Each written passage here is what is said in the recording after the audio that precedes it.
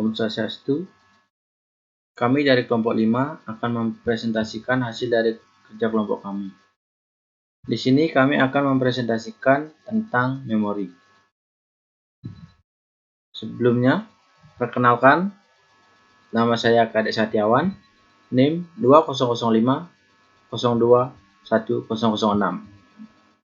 Dan rekan saya yaitu Perkenalkan, nama saya Nyoman Hartawan Pangestu dengan NIM 200 502 1003. Kali ini saya mau menyampaikan materi yang pertama tentang pengertian memori. Memori atau yang disebut sebagai memori fisik ataupun memori internal adalah media yang menyimpan dan atau informasi sementara pada komputer.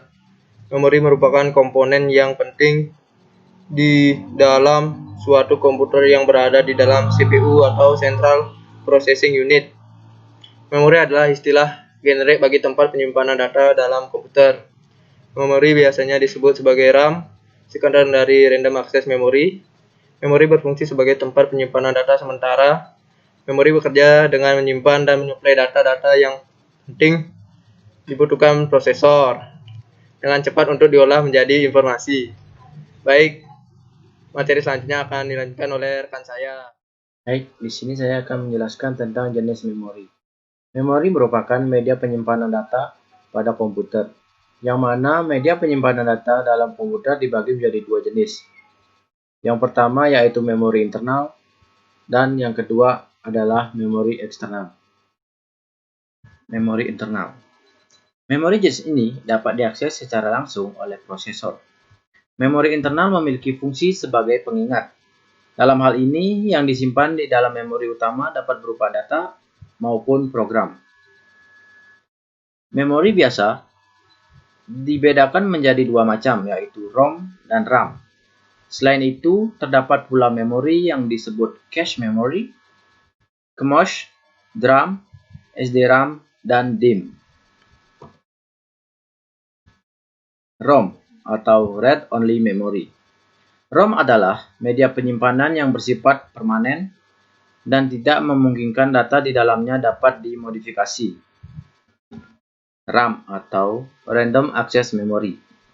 RAM digunakan untuk menyimpan data sementara yang dapat segera diakses oleh prosesor. Karena bersifat sementara, maka ketika komputer dimatikan, maka data akan juga terhapus. Penyimpanan data dilakukan secara acak dan pengaksesan data oleh prosesor juga dilakukan secara acak.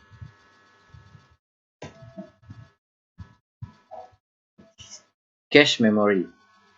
Cache memory merupakan memori berkapasitas terbatas. Memori ini berkecepatan tinggi dan lebih mahal dibandingkan memori utama.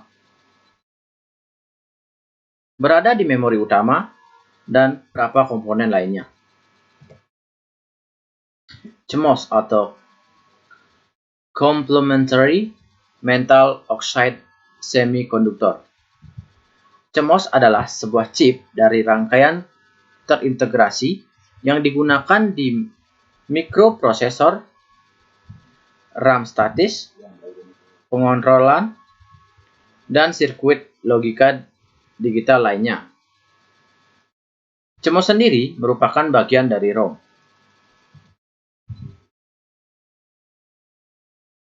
Yang kedua ada memori eksternal.